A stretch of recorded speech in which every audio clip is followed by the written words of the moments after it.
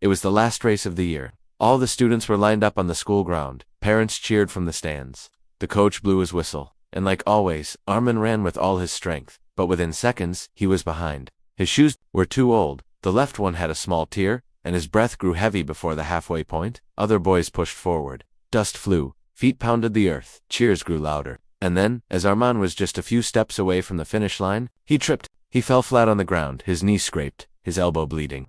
Everyone laughed. That one boy pointed at him and said, "He always falls." Another shouted, "Why does he even run?"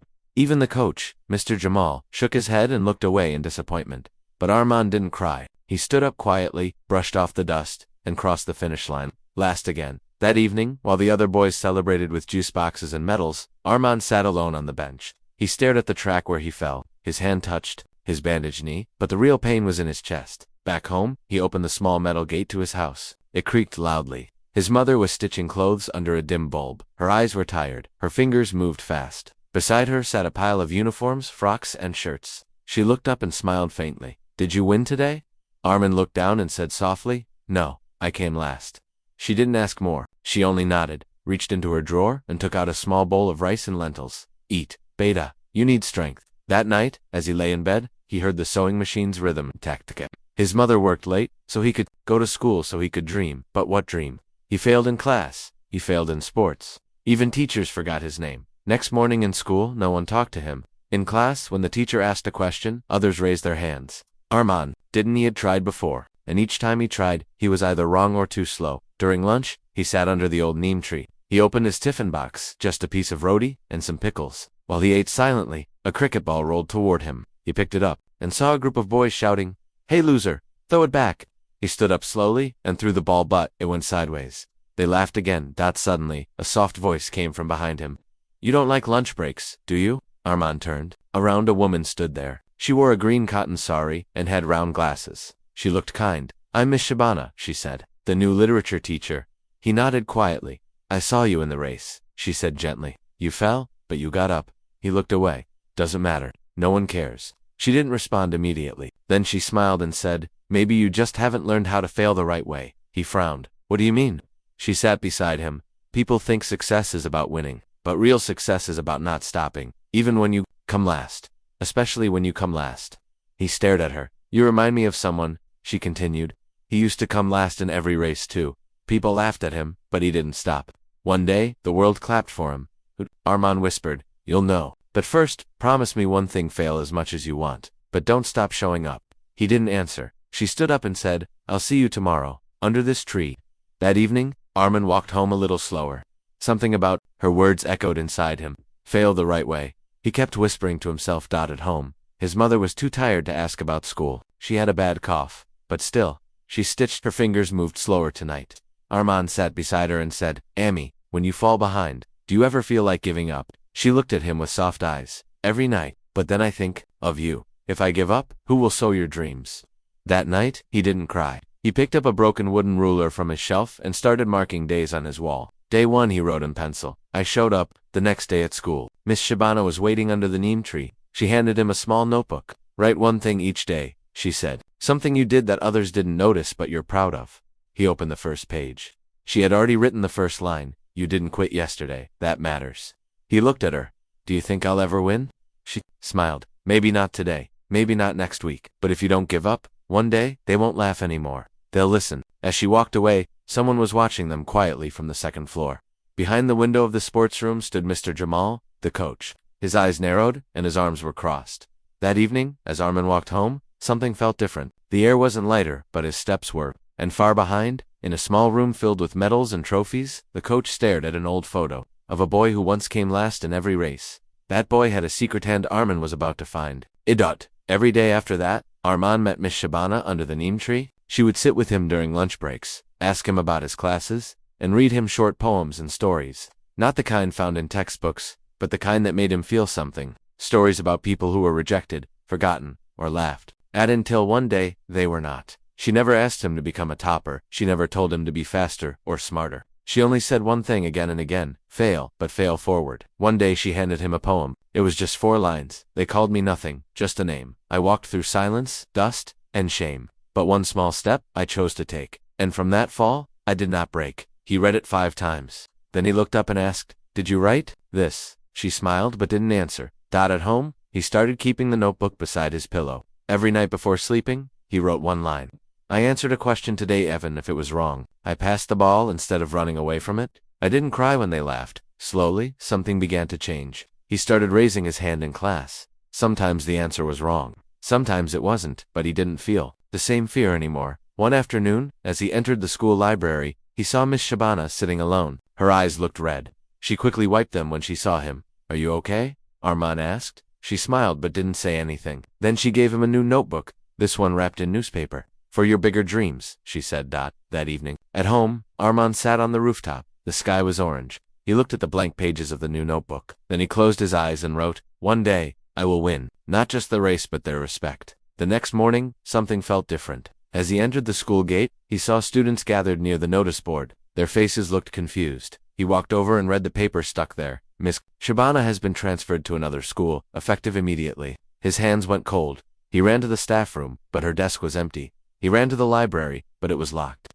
He stood under the neem tree, hoping she would appear like always, but she never came. She didn't even say goodbye. All day, Armin didn't speak. Even when boys called him loser again, he didn't react. When he reached home, he opened his notebook and stared at her handwriting. Fail, but fail forward. That night, he couldn't sleep.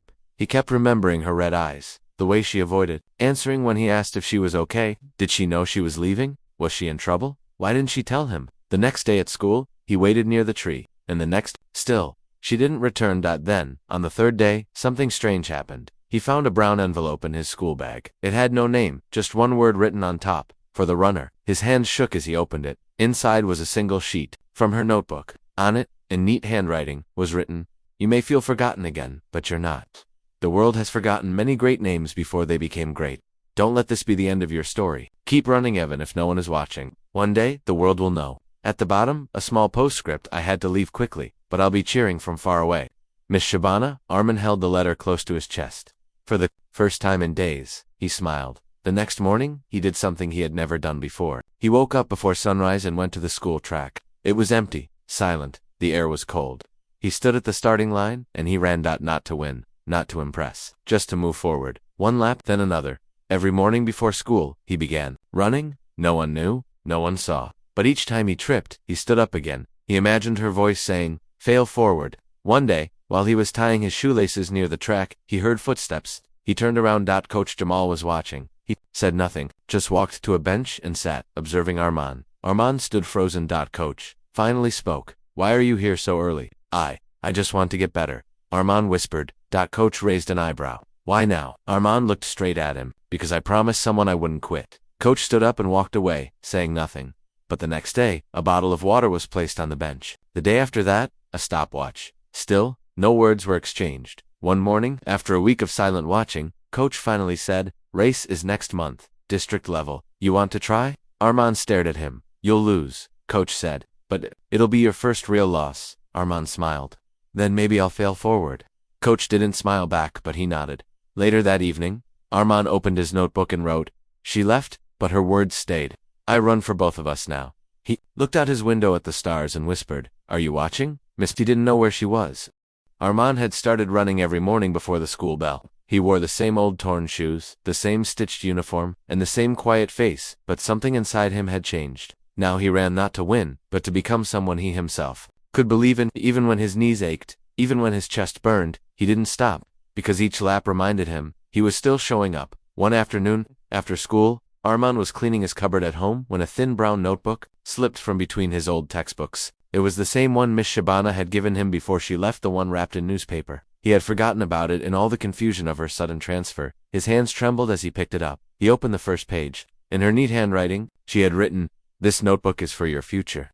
Don't write what you did, write who you want to become." He turned to the next page. Blank. Then the next. Also blank. But the very last page wasn't. On that back page, in darker ink, she had written, "One day, they will know your name, but only if you don't quit before that day." Essie stared at the sentence for a long time. It wasn't just a message, it was a map. A reminder that every step he took was part of something bigger than his pain, bigger than his failures. That night, under the weak yellow bulb in his room, he opened the first page and wrote, "I want to become someone my sister can be proud of. I want to run, not away from shame but toward meaning." The next morning, when he reached the track, Coach Jamal was already there. Without a word, he tossed Arman a worn stopwatch. Time yourself, he said. Start slow, track your breathing. Arman nodded. He didn't smile, and neither did Coach, but something unspoken had started between them. A test, a silent deal. For 2 weeks they practiced every morning. Coach gave short instructions. Arman followed without asking questions. Sometimes the coach corrected his posture, sometimes his arms swing, but mostly, he let Arman learn through falling. Other students still mocked him, practicing for another fall. One shouted, "You'll come last again, loser." Another said. Arman didn't reply. He just ran faster. One evening, as he returned home, he found his mother coughing badly. Her hands shook as she tried to pour water. Arman ran to her side. "Emmy, lie down, please." She nodded and whispered, "Don't worry about me. Just don't give up." He sat beside her that night, holding her hand while she slept. The notebook rested on his lap. He wrote, "Today I didn't train. Today I stayed beside the woman who gives me strength.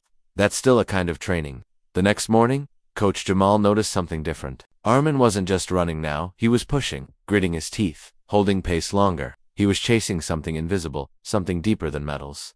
Coach finally said, "District race is in 3 weeks. It's not school level.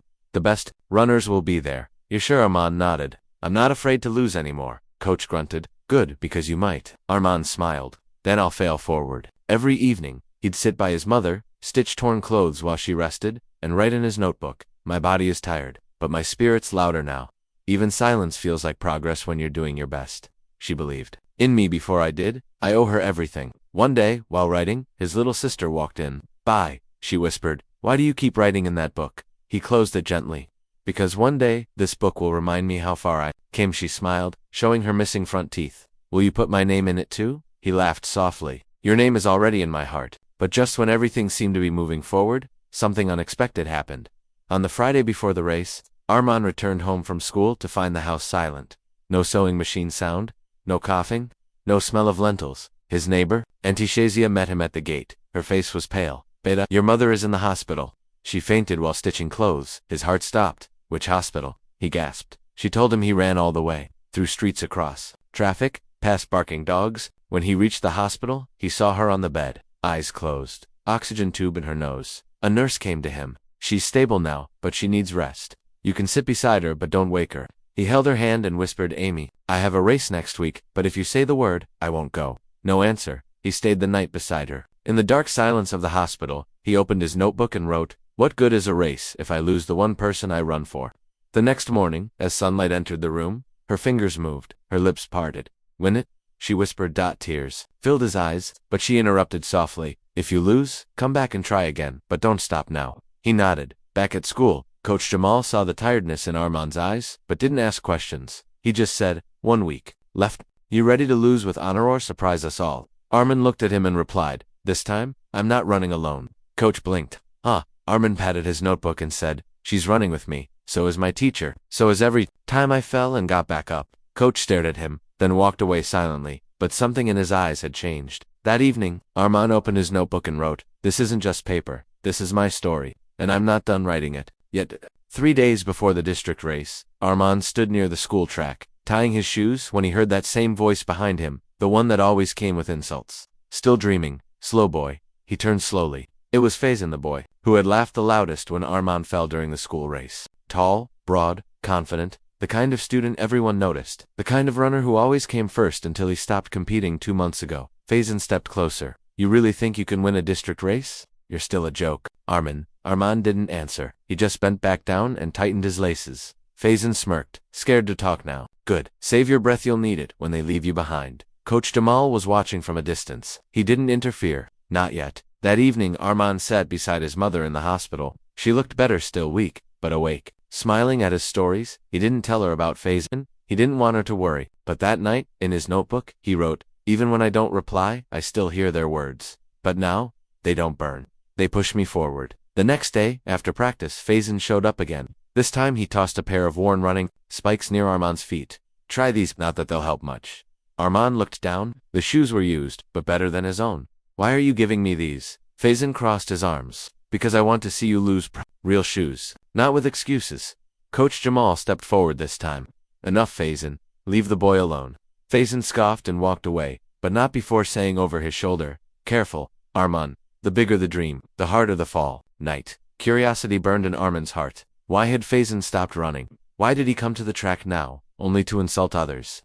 The next day, Armin found his answer. During lunch break, he went to the library to return a book. As he walked past the open door of the sports storeroom, he heard voices. I'm not letting him replace me, Faison's voice. Another boy replied, you haven't raced in 2 months. What did you expect? I quit because of him, Faison snapped. You don't know what it's like. He expects me to be perfect. Every time I came second, my father slapped me, said I was ashamed to his name. Armin froze. Faison continued, so I stopped running. Let them laugh. It's better than going home with a bruise. The other boy said nothing. Armin walked away quietly, heart heavy. That night, he opened his notebook and wrote, even bullies have pain.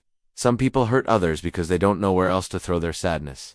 Next morning Faison was already at the track, but Armin walked up to him and said, thanks for the shoes. They fit well. Faison looked confused. You wearing them? Yes, Armin said, and I hope one day you run again too. Faison stared at him. Something flickered in his eyes, but he turned and walked away without a word. Coach Jamal, standing nearby, had heard everything. He walked up to Armin and said, why thank someone who humiliates you? Armin replied, because he needed to feel useful, even if it came out as anger. Coach looked at him long and hard. Then he said quietly, you've already won something, bigger than a race. That evening, Armin visited his mother again. She smiled weakly and said, you look tired. I am, he said, but not the kind of tired that hurts. She laughed softly. Then, it's the right kind. At home, Armin couldn't sleep. He sat near the window with his notebook and wrote, even pain has layers. I saw his today. It didn't make me hate him, it made me understand him. The next day was the final practice before the district race.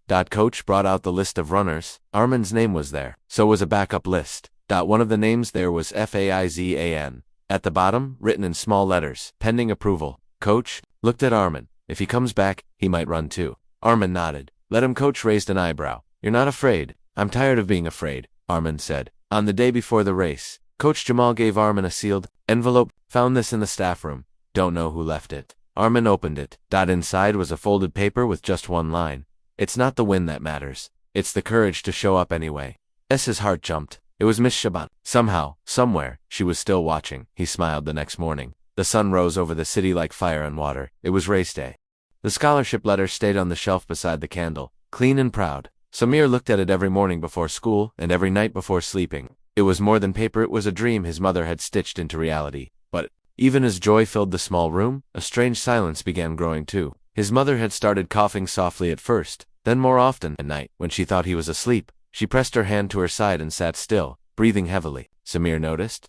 He watched, but he didn't ask. He was afraid of the answer. One day, his teacher made an announcement. Next week is the annual speech day, she said. Each scholarship student must speak in front of the school. Tell your story. Tell them why you deserve this chance. The class clapped. Samir felt his heart drop him speak in front of everyone. He had never done that before. His legs felt weak even thinking about it. That evening, he told his mother. She was sewing slowly, her back bent. You can do it, she said with a soft smile. You've already spoken through your actions. Now just put them into words. Samir spent the next few days writing. He erased, rewrote, erased again. He wasn't sure what to say. What part of his story mattered the most? The hunger? The candlelight? The nights she stitched while he studied? He wasn't sure. He just wanted to say thank you. But how do you thank the whole world with only 2 minutes? The night before speech day, his mother stayed up with him. She listened as he read the words again and again. Louder, she said. With feeling, Samir tried. His voice shook. They will laugh at me, he whispered. No, she said. They will remember you. Around midnight she lit one more candle and said, now sleep. You have to be strong tomorrow. But Samir couldn't sleep. He lay on the mat, eyes open, staring at the roof. In the silence, he heard her coughing again. He turned to look. She was hiding her face with a cloth. He got up slowly, walked to her, and touched her arm. Ammi, he said, this cough, it's not just tiredness, is it? She didn't answer. Her hands kept sewing. Please tell me. She stopped, looked at him, then smiled. You're too close to your dream, Beta. Don't look back now. Samir didn't speak again, but his heart was heavy. The next morning he wore the white shirt again, the one she had bought from the second-hand shop. It still looked new. She combed his hair, wiped dust from his shoes, then handed him the folded speech paper. You'll make me proud, she said. He looked at her. She looked tired. Her hands were trembling. Her face was pale. Promise me, he said. You'll rest while I'm gone. She nodded. Only if you promise to speak with courage. He left. The walk to school felt long. His hands were sweaty, his throat dry. When he reached the hall was full. Parents, teachers, guests, lights, banners, children with medals around their necks. One by one, Students were called on stage. They spoke with confidence. Some made jokes, others shared big words. Samir waited. His fingers squeezed the speech paper. He looked at the crowd and imagined his mother sitting somewhere, sewing quietly in her chair. Then his name was called. He walked up slowly. The stage felt taller than he expected. The mic was too close. The lights were too bright. He looked at the paper in his hands, then at the crowd. His voice was caught in his throat. He opened his mouth and nothing came out. Silence, a few whispers in the crowd. A boy in the front row giggled. Samir felt small, empty, lost. He looked down at the paper, and then he saw it. In the corner of the paper, written in soft pencil, was a tiny sentence. "You are enough." It was his mother's handwriting. His heart beat faster. He looked up again, took a deep breath, and this time, he spoke. "My name is Samir," he said. "I come from a small home. We don't have much, but we have hope. My mother sews clothes every night, so I can study by day. When others eat lunch, I used to sit under a tree. When the light went out, she lit a candle. When I failed, she stitched my dreams back together." The room fell silent. Samir continued, "I don't come from a big house, but I carry a big dream. A dream made of thread, love, and courage. And today, I speak not just for myself, but for every child who studies under candlelight, and for every mother who gives up her sleep for her child's future." The crowd clapped, then louder. Some stood, some wiped their eyes. Samir stepped down. His heart was full. He ran all the way home. He reached the curtain, out of breath, smiling. "Amy," he shouted. No reply. He pushed the curtain. The sewing machine was still. His mother was lying on the floor mat, eyes closed. Samir dropped the speech paper, ran to her. "Amy." Still no reply. He touched her forehead. Cold. He shook her gently. "Amy, wake up please." Her fingers moved slowly. She opened her eyes, smiled faintly. "I heard you. In my dream," she whispered. "You spoke so well." Samir held her tightly. And that was the moment he knew, even in silence. A mother always hears. Samir sat beside her the whole evening. His mother was too weak to eat, too tired to speak. Her head rested on the pillow. She tried to smile every time he looked at her, but her body was giving up. Slowly, Samir didn't go to school the next day. He couldn't. He watched her breathe, each breath heavier than the last. He made tea for the first time in his life. It was too watery, but she still drank it. "Perfect," she whispered. He blinked fast. He didn't want to cry, not in front of her. She had always been strong for both of them. In the evening, Samir stepped outside for a few minutes to get medicine. When he returned, the room felt too quiet. He rushed in. She was still there, eyes closed, hands folded on her stomach. He touched her face. "It was warm, Amy," he whispered. She opened her eyes slowly. "You came back," she said. "Of course," he replied, holding her hand. "I'll always come back." That night, she told him to bring her the old trunk under the bed. He dragged it out. It was heavy and dusty. "Open it," she said. Inside were neatly folded dresses. Some old, some unfinished. She touched each one like it was a memory. "I stitched these for women I never met. But they helped you reach where you are." Samir looked confused. She explained, "Some nights I worked for free. Some nights I stitched 2 dresses, but got paid for one. But I never stopped, because I knew, one day, this thread would turn into your wings." He sat beside her quietly. She placed a bundle in his lap. "Open it," she said. Inside were dozens of folded letters, all from different places: factories, tailoring shops, schools, neighbors. All were thank you notes. Some said, "Your work saved my wedding." Others said, "Your hands are gold." She had kept every single one. "Why did you keep these?" Samir asked. She smiled. "Because when life made me feel small, these reminded me I was still worth something." Tears rolled down Samir's cheeks. He had never known how many people she had helped, quietly, in the background, without asking for anything in return. "Amy," he whispered, "you're more than worth something. You're everything." She coughed again. Her lips trembled. "Samir," she said, "promise me one thing, anything. No matter how far you go, no matter how high you rise, don't forget this room, these candles, these nights." "I won't," he said. "I promise." She closed her eyes. "Then I can rest now," she whispered. That night, she didn't sew, she didn't cook, she didn't speak again. Samir sat beside her till dawn. She was breathing, but only just. In the morning, he went to the neighbor. "Please help me," he said. "I need to take Amy to the clinic." Uncle Wide came immediately. They carried her gently on a by. The clinic was small, but the doctor was kind. He checked her, then pulled Samir aside. "She needs rest," he said. "Real rest. No more night work. No stress. She's weak, very weak. If she pushes even a little more, her body may not hold." Samir nodded, but inside, he broke. He walked home with her, slowly, carefully, laid her on the mat, covered her with a shawl, then sat beside the candle and looked at his books. How could he study now? How could he leave her, even for school? That night he couldn't sleep. The scholarship allowed him to attend the top college in the city. It was his dream, but it meant leaving her behind. Alone, weak, unwell, he thought all night. And by morning, he made a decision. He walked to the city office himself, entered the scholarship department, and told them, "I want to request a delay." The officer looked up. "Delay? Why? My mother is not well. I cannot leave her alone. I need some time. Just a few months." The officer stared at him for a long moment, then said, "You know, most students would never say that. They'd just leave." Samir replied, "Then maybe most students don't know what their mothers gave up for them." The man nodded. "Come back in 3 months. If your marks remain strong and the position is open, we'll keep your place." Samir thanked him and walked out. Back home, he told his mother nothing. He just said, "I'll be here, Ammi. I'll study from home for now." She smiled faintly. "But your city school?" she asked. "I'll go when you're better," he said. She closed her eyes. "You're just like your father." Samir was shocked. She never spoke about his father, she continued, her voice weak. "He also gave up something big. For me? For us?" Samir sat closer. She opened her eyes slowly. "He was going to join the army.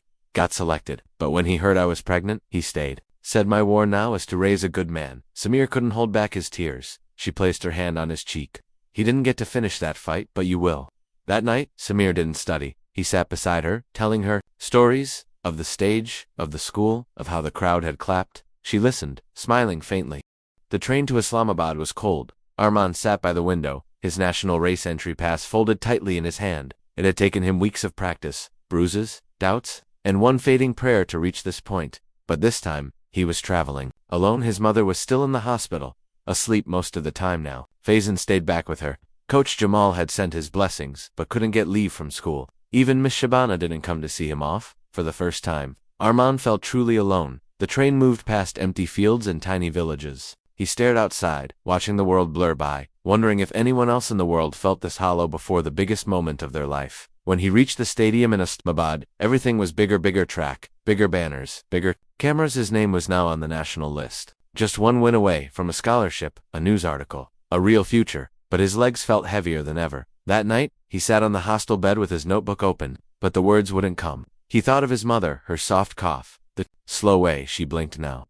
He thought of how she hadn't spoken in days. What if she never did again? He closed the notebook and lay down. His pillow was wet by morning. Race day arrived. The other boys were taller, muscular, with branded shoes and coaches whispering instructions. Arman stood silently, fixing his laces again and again. Then he got the call. A text from Faizan. "She's not responding," they said. "Prepare for anything." "Should I come?"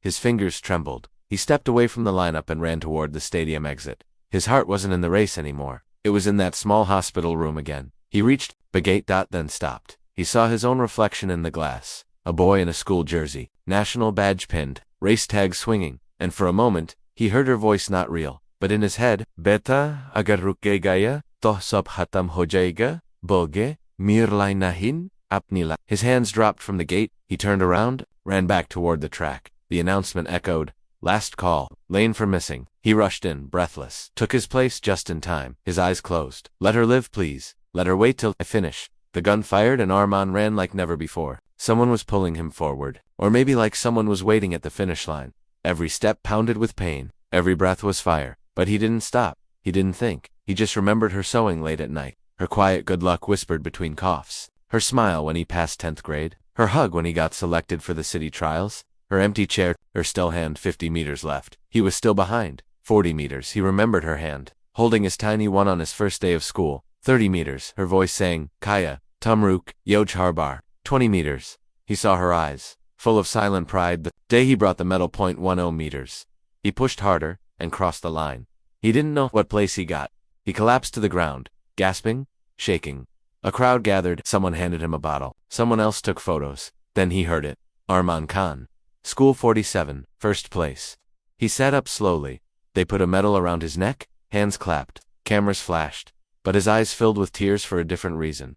Because in his pocket his phone vibrated. A new message from Faizan. She opened her eyes for a moment. She asked if you ran. I said yes. She smiled. He couldn't move, couldn't breathe. He simply bent forward, holding his medal, sobbing quietly on the edge of the track. That night, the headline read, "From failure to national hero, Arman Khan wins against all odds." But Arman didn't care about the headline. He sat in the corner of his hostel room, video calling Faizan on screen. Their mother lay on a hospital bed, eyes barely open, lips cracked. Arman slowly held up the medal. She smiled again. Faizan whispered that was enough. He didn't need a stage, or speech, or spotlight. Just her smile, and the knowledge that he didn't quit. The next morning, His name trended. He was offered a sports go scholarship. His school threw a small celebration. Miss Shabana wept while giving him a tight hug. But when he was asked to speak, he said only one sentence. I ran for every kid who thinks they're not enough, and walked off stage quietly, because the only place he wanted to be now was home, to show her the medal, to sit beside her, and to tell her he had kept running.